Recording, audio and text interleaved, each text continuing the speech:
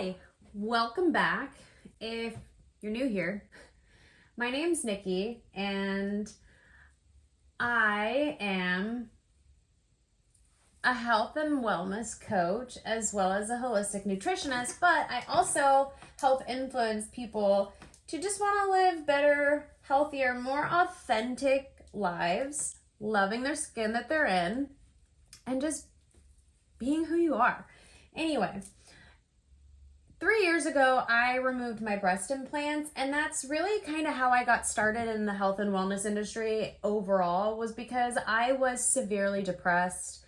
I had no idea who I was after I took out my breast implants. I lost my career due to all of that because I used to be a hairstylist.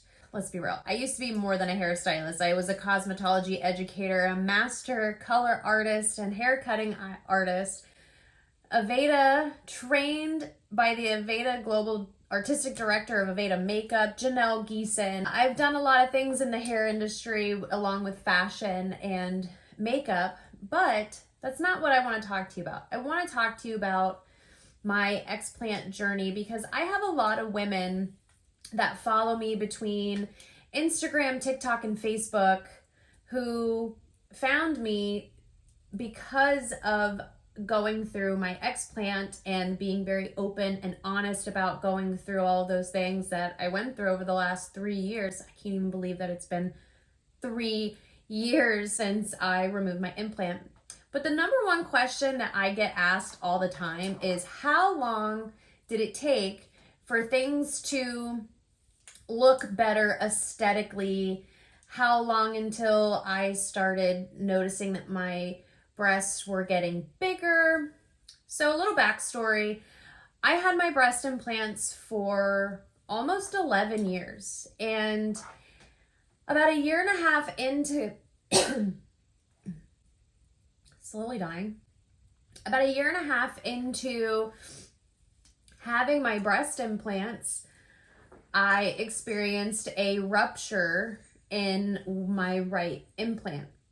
Now, at this time of the rupture and having to get a surgery to replace the implants, only a year and a half in, my surgeon also noticed that I started developing a condition, which is a very, not rare side effect, but it doesn't happen all that often.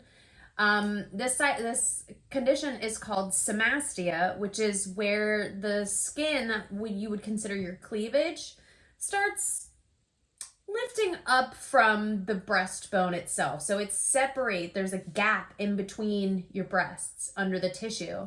And what that really means when you have implants is that there's no separation of pocket. When the implants go in, the doctor creates a pocket for these implants to sit in. And when you develop somastia, it starts to lift up the divisive skin that lives between the pockets or your cleavage. So I had started developing somastia, so the surgeon decided, well, hey, while we're in there, I want to go ahead and suture or stitch that skin back down to your chest wall. Hold for effect. This is beautiful. So while he was in there, he wanted to resuture that tissue back down to the chest wall. And I'm like, okay, yeah, whatever you got to do. And at this point, I honestly think, if my memory recalls correctly, I actually went a little bigger that surgery because they had to replace both implants. And I decided I wanted to go a little bigger, which in hindsight, I wish I had just made the decision right then and there to say screw it and get them both taken out.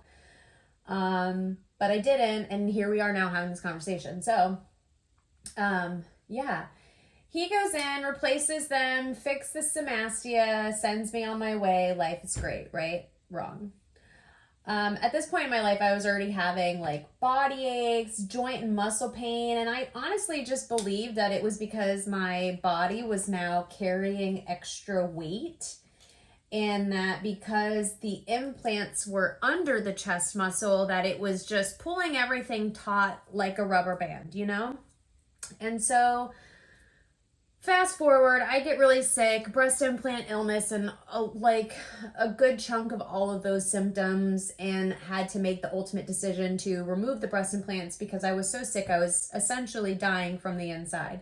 My immune system was failing me.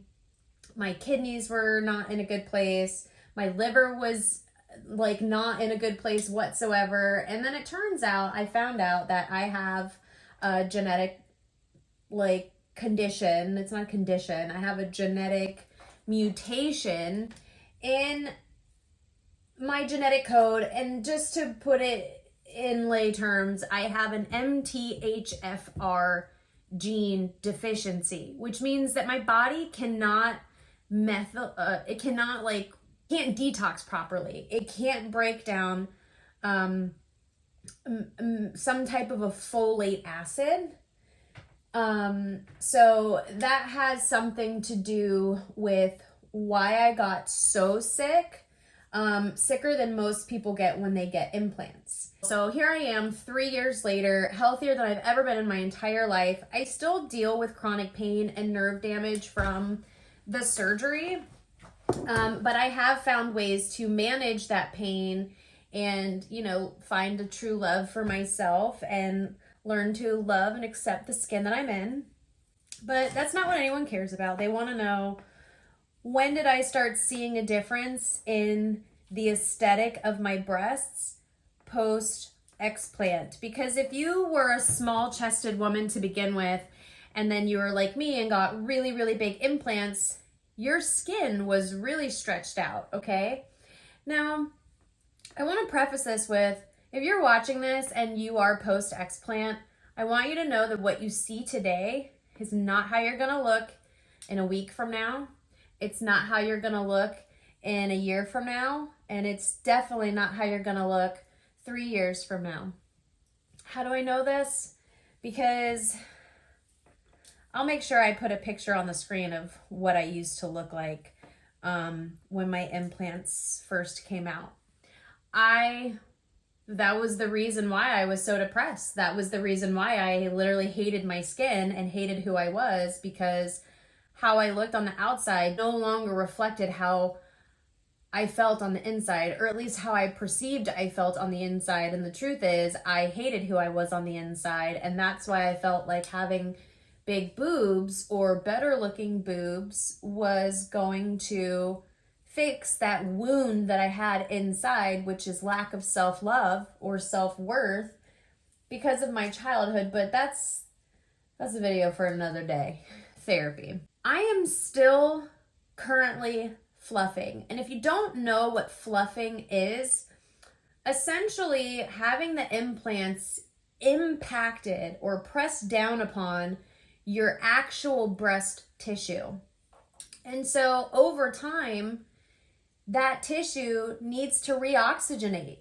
It needs to get its blood flow back. It needs to return to its homeostasis. It needs to find its own way of calm. The body is one of the most amazing machines you will ever have the opportunity to work with. And I say that work with because you are in control of one thing, and that's what goes in, period. Like, that's it. You are the only thing that you have true control over is yourself. And so I had implants for almost 11 years, like literally 3 months shy of 11 years. I've never been happier in my skin. I've never been happier in my marriage with my husband. Going through that literally changed everything about our lives, because it didn't just happen to me. It's not just happening to you. Like, you have kids, you have family, you have friends. It happens to all of those people because you change as you go through this process. You are going to be a different woman than you are right now if you are waiting to explant or have explanted. You know, even if you're watching this because you stumbled upon it or found it on my page, you will not be the same person today that you will be in a week from now. You will either be better or you will be worse. Each of those options really comes down to the choices that you make. And are you making more good choices than you are making bad choices? So anyway, I like to stray off topic, sorry. The point is that to this day, 3 years later, my body is still trying to find its own version of homeostasis. And that really just translates to my breasts are still changing. They have yet to reach their final form. I am still fluffing to this day. And honestly, I didn't start to see or notice a difference in my breast size post explant until I started working out, which was really hard to do because of the pain from the muscle damage and the nerve damage that I have. But once I found a way to really work on myself physically, mentally, emotionally, and started taking care of my body in the ways that matter and not that other people told me that I should do it. So what does that mean? I started reading books that would help me get through those mental hurdles. I went to therapy to really work on the real reasons of why I even needed breast implants in the first place. Because I wanted breast implants since I was like 11 or 12 years old. I knew I was going to get breast implants, and I researched and saved, and nowhere in my research did I ever learn about the risk other than surgical complications, which are very not common. I never learned anything about those things until it was time to take out the implants, like I learned about the risks involved with breast implants months before I had them removed out of my body. It was a hard time. And sometimes it's really hard to talk about it, but I find the more that I open up about these things, the more that it's showing up to help the girl who feels like there is no answer to the problems that she's facing with her health. And I want you to know that your implants affect every organ system in your body. And that's not me being a conspiracist. That's not me like with my opinion. Like, those are just the facts. And the research out there exists, but not in the places where it should be accessible for everyone to see it. Now, because of all the hard work on behalf of women like you and like me, there's nonprofits that exist called BISA, which is the Breast Implant Safety Alliance. And, I just saw the owner or the founder of that nonprofit who was on her way back to Washington to rally and push for more progress when it comes to breast implant safety. There are all of these moving parts of the puzzle that are in play, but change is happening. Just as recent as 2019, I believe it was August or September of 2019 was the first scientific closed study of breast implants that was done by one of the world's most renowned microsurgeons for plastics or plastic surgery focused. Her name is Dr. Lu Jean Feng, and she has an entire clinic that is completely and utterly dedicated to overall health and wellness for women up in Ohio.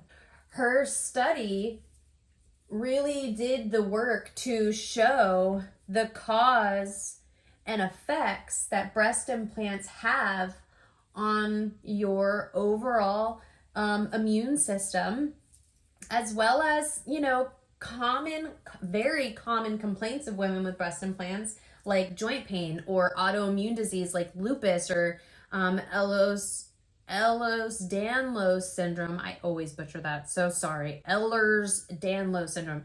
EDS, if you want to shorten it. Mast cell activation syndrome. Like, there's all these different immunological issues that arise in women who have breast implants. She did a study that focused on when the implants were properly removed and there was a proper removal of scar tissue capsule that encapsulates the implant to protect your body from the foreign object, that women, I believe it was in the 86, 87, 89% of women had a complete reversal of those symptoms, along with psychological symptoms like anxiety, depression, mood swings, fatigue. I mean, you name it, all of these different things that women were complaining about having breast implants 86 to 89% of women got better. You can't argue the numbers here. Like, you can't, I am one of those numbers. I am one of those women who took out the implants and got better. You cannot tell me that what I experienced was not, that the implants were causing my body to shut down because it is a foreign object full of toxic chemicals. I wouldn't believe you because I lived through it. Literally, I lived. I almost died and now I'm alive. Your body is so capable of so much more than you give it credit. But what you say in here to yourself really matters. What you consume, whether that be food, reading material, what you watch, what you listen to, all of those things affect how your body functions. And when you start living in a state of wellness, whether that's speaking more positively to yourself in here, whether that's reassuring yourself that you are in fact capable of getting better, whether that's reassuring yourself that how you look right now in this moment is not how you're gonna look in a month from now or 3 years from now. So for those who are asking, when did I see that change? I started seeing that change when I stopped focusing on how I looked and started focusing more on how I felt. And when I focused more on how I felt and doing things that made me feel good, I in turn started to see myself through a different pair of eyes. And yes, absolutely 1000%, my body has changed and my breasts have gotten bigger since explant. And I think that again is because that I am moving and I'm doing things to take care of my insides, and I'm not so hyper focused on the outside anymore. I am turned inward. How can I do better in here? Well, I can do better in here by making better choices out here. So if you are a woman who's on the fence with explant, has already explanted, and you are scared of what the after is gonna look like, it's gonna look like whatever you make it. And like, that's literally all I can say, because for 2 years of the 3 that I've been without my breast implants, I didn't do anything except wallow in the fact that I was unhappy with how I looked, that I was unhappy and depressed because of my past and the things that led me to get breast implants in the first place. And all of that really boiled down to was that I didn't love myself. I didn't accept myself, and I had to fix that. I had to change that. I had to nurture and go to therapy and do all those things that we've already talked about. You are capable, and I know that it's scary and it's hard, but I'm here to tell you that it does get better. You will get better. You will feel better, and you will look better. So don't ever give up on yourself. Don't ever tell yourself that it's always going to be the way that it is, because it won't be. It won't be if you get up right now and go make those changes, or at least start to make those changes, because starting something new is the scariest part, and it is also the hardest part, but you just have to start doing it. I hope this was helpful for you. I love you. Go do something kind for yourself today. Go be kind to a stranger today, because those things make huge, huge impacts. I love you. Bye.